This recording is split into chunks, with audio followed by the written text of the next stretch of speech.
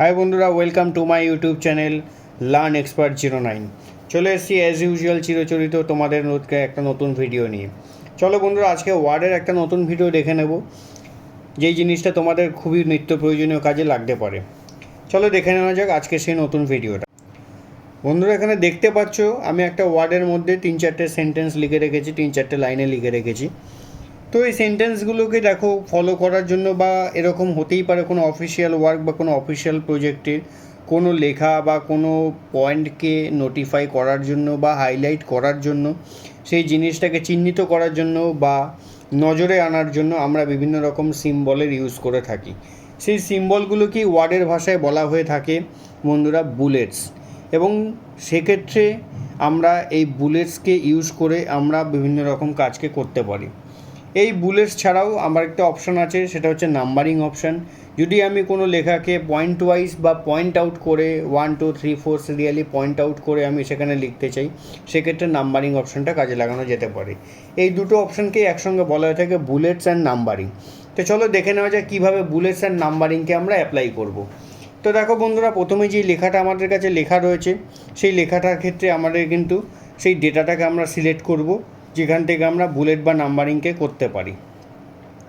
তো বুলেট বা নাম্বারিং করার জন্য সেই ডেটাটাকে আমরা সিলেক্ট করলাম।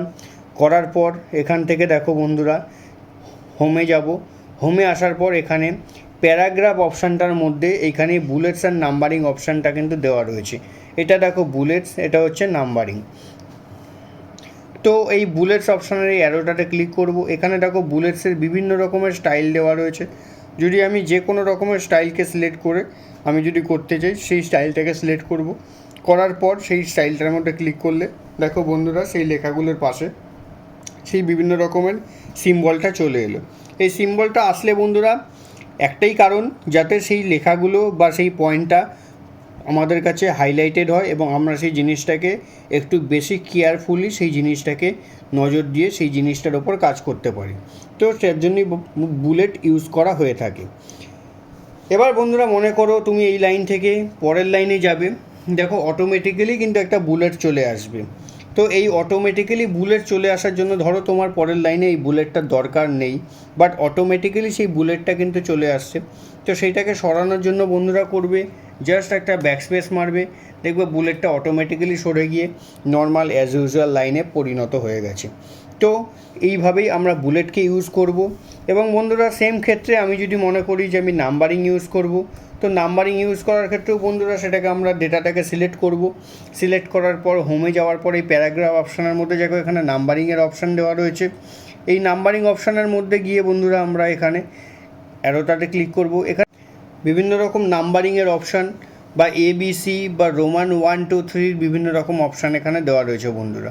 তো আমরা যেটা চুজ করব বা যেটা আমাদের চুজেবল করার দরকার আছে, সেই জিনিসটাকে আমরা চুজ করে এখান থেকে আমরা সেই জিনিসটাকে নোটিফাই করতে পারবো।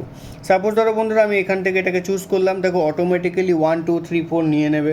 নিয়ে নেওয়ার পর সেমভাবে বন্ধুরা যদি আমরা সেই জিনিসটাকে এন্টার মেরে পরের লাইনে আসতে যাই, দেখো অটোমেটিক্যালি একটা নাম্বার নিয়ে নেবে কিন্তু আমাদের কম্পিউটার। তো সেক্ষেত্রে বন্ধুরা আমাদেরকে করতে হবে জাস্ট ব্যাকস্পেস মারবো।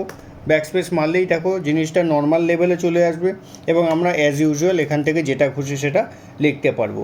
এইভাবে আমরা যদি এই জিনিসটাকে অ্যাপ্লাই করি বুলেটস আর নাম্বারিং, তাহলে সেই জিনিসটা হয় কোনো প্যারাগ্রাফ বা কোনো অফিসিয়াল কোনো ওয়ার্ক বা অফিসিয়াল কোনো প্রজেক্টের এই জিনিসটা করলে, বুলেটস এবং নাম্বারিং ইউজ করলে সেই জিনিসটা আমাদের কাছে হাইলাইটেড হয় এবং সেটা আমরা এক্সট্রা কেয়ারফুলিভাবে আমাদের নজরে আসে। তো এই জিনিসটা তোমাদেরকে খুবই একটা কার্যকরী জিনিস, যেটা তোমাদের নিত্য প্রয়োজনীয় জিনিস বা নিত্য প্রয়োজনীয় কাজের মধ্যে লাগতে পারে। তো আশা করি বন্ধুরা তোমার আমার এই ভিডিওটা খুব ভালো লেগেছে এবং এই পদ্ধতিটা যদি তোমাদের কাছে কাজের বলে মনে হয়, অবশ্যই আমার এই ভিডিওটাকে সাবস্ক্রাইব করবে এবং আমার এই ভিডিওটাকে লাইক এবং ফলো দিয়ে আমার পাশে থাকবে। ধন্যবাদ বন্ধুরা।